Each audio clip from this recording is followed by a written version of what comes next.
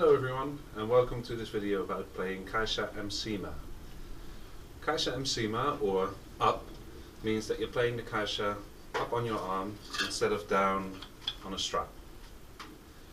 We see this way of playing caixa done a lot in the baterias in Rio de Janeiro, especially for the carnival, where you'll have a group of over 200 percussionists in the bateria, and usually about close to 100 of those can be caixas. There are several advantages to playing Caixa Em Cima. The main one is that the sound of the caixa will be better heard when playing up. If you're playing your caixa down, it can mean that your sound of your caixa is kind of drowned out by the sound of the surdos, having a deeper sound. By playing up, you'll be able to hear your caixa yourself really easily, and the sound of your caixa will go up rather than down. Now, the way to play Caixa Em Cima is mainly in the left arm that needs to get accustomed to holding the caixa. Your left arm will be holding and balancing your caixa, as well as your left hand, which will be playing ghost notes. The first thing that we're going to focus on is how to hold the caixa. This can be quite something to get used to, and it can take some time before you're fully accustomed to holding the caixa on the arm. The one thing that you want to look for is balance, and a way to securely put the caixa almost in your arm, as opposed to really on top. So we're not looking to put fully on top, because this will easily put the caixa out of balance. So you need to find a way to hold the caixa in place. The thing I look for when playing Caixa Em Cima is I try to have my strings somewhat horizontal on the caixa. This will allow me to play on the, in this case, bottom half of the caixa, close to the strings, but not necessarily on the strings. That way you can get the best sound without damaging or breaking your caixa strings too quickly. When you grab a caixa, I would recommend to look for the additional spanner rod for the strings, and you want to put that away from your body. What that will do is it will avoid that extra spanner poking into your chest or into your arm. So I always put that away from myself. Now, the way I hold the caixa is that I look for one lug, and I basically place that in my armpit. The next lug can go in my elbow.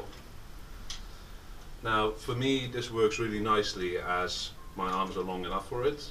If you've got shorter arms, or even if you have longer arms, you might have to play around a bit with it to get the right grip and get the right position of the caixa.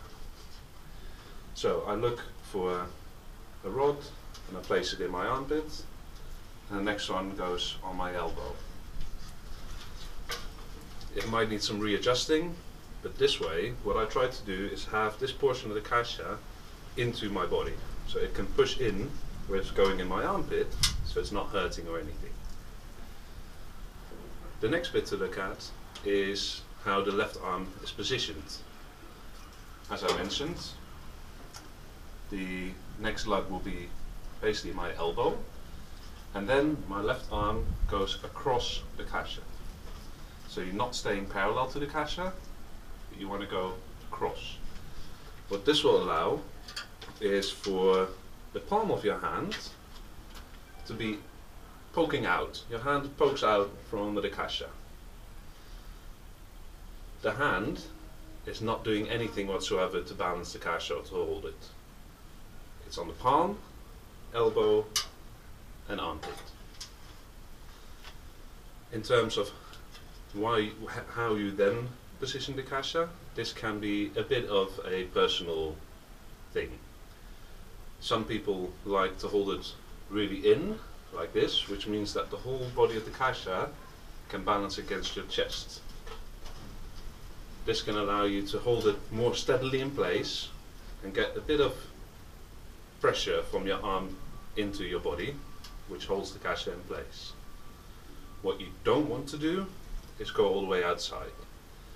By playing in this position, you will stretch out your left arm like this, which will feel unnatural, and it will put a lot of strain on your shoulder and your elbow and basically your whole of your left arm. So what you want to try to do is have almost a natural position. Another little tip that I sometimes do if I get a bit tired, my elbow is almost at where my hip is. So if getting tired, I can actually rest my elbow and my arm on my hip, distributing the weight of the caixa. However, it's not always needed, I use it if I get tired. So when holding the caixa, we will need to do something else with the left hand, and that's playing some notes. In order to play those notes, I definitely recommend a shorter stick. Compared to a normal stick, the stick is almost about half the length, and what it will allow is for the stick to be held in the left hand whilst also balancing that caixa. If you hold too long of a stick, you'll have too much weight away from the arm, and it'll be tricky to get speed into your left hand. So when we want to start playing the caixa, that left hand has the stick as well. The grip I use is similar to the traditional grip for the left hand. However, the stick balance is a bit higher up between thumb and first finger, and then I have my first and second finger to hold it, and the third for balance to keep it in place. This will allow me to quickly move the stick up and down, where it's basically that middle finger that pushes down, and your next finger that restores the balance, so that brings it up back into almost a natural position. All of the Caixa Em Cima patterns are designed to be strong for your strong hand. So your strong hand is going to be doing most of the work. That left hand is filling in, it's doing the ghost notes. However, it's not one to be forgotten, and it does need to be strong as well. If you're playing powerful samba, you want that left hand to be there to make sure you drive that swing.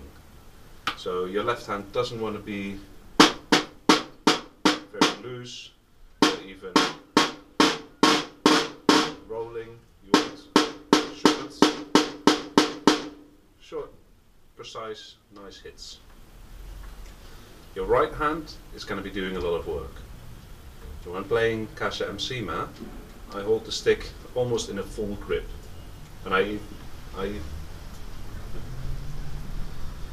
even grab hold of my thumb with my first two fingers to really grip that stick. However, the last two fingers, they're still fairly loose, because that will allow the stick to move back and forth within my arm. So there's grip, but it's not fully grip, because you want to make sure that the stick can do most of the work together with your wrist, rather than having to move your whole arm up and down. When playing Caixa Em Cima, especially if you get up to speed, you want to be smooth in that left and in that strong, in my case right arm, to play. When playing Caixa Em Cima, one of the most standard patterns to play is called the partido alto. What this does is it's based on a strong accents on the beat to drive the beat, but has a groove and some rim shots that help to diverse the sound of your caixa. One thing to note, rim shots in this case, they're not the full strong, hard, loud rim shots, but I only use the last bit of my stick at the edge of the caixa to make just a slightly different sound rather than louder sound.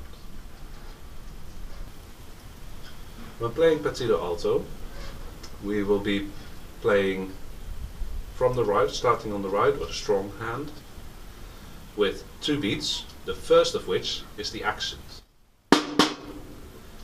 Now the way to play this, especially at speed, is to try and make the stick bounce a little bit, so you don't have to make two full movements, but you let the stick bounce and do the work. a good way of seeing this is that I hit the drum once, and when moving away, I basically let the motion of moving away from the drum hit the drum on my way out.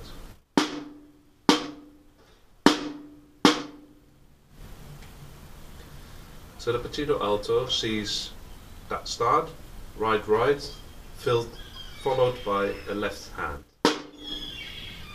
We're then going to have again 2 strokes with the right hand.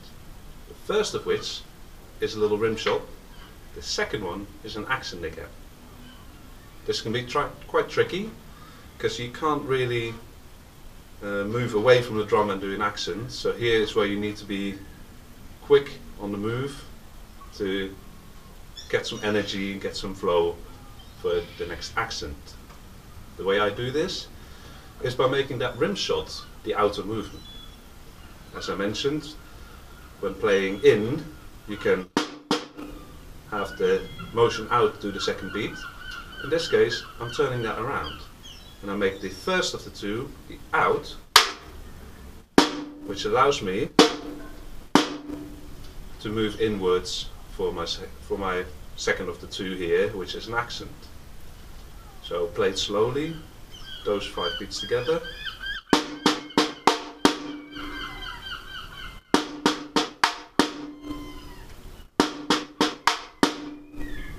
And you see that I move out, and that allows me to open up my hand and prepare for the next accent.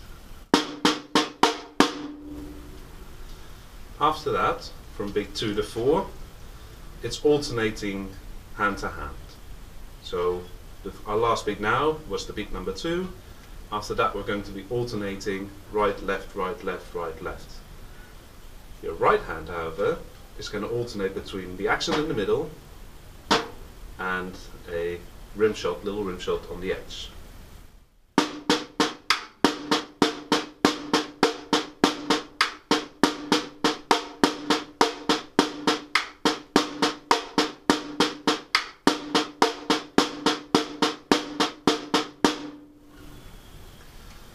What this will allow is for the beat to be strong.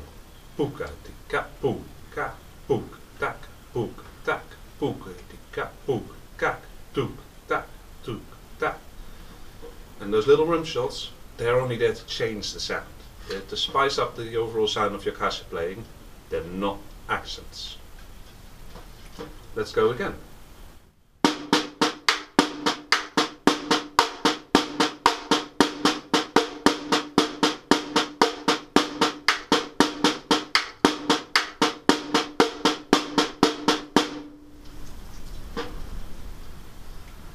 Now playing Caixa Em Cima is definitely something that you have to get used to.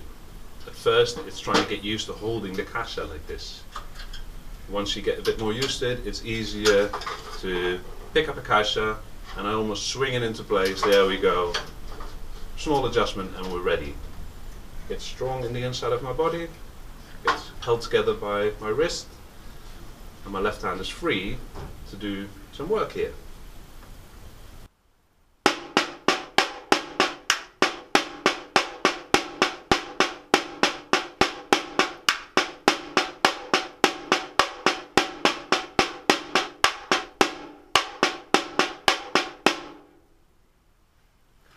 When you play Caixa Em Cima, it's going to be a bit of getting used to, apart from your left hand or your weaker hand holding the caixa, playing with the little stick as a little pecker, and your strong hand doing all the work.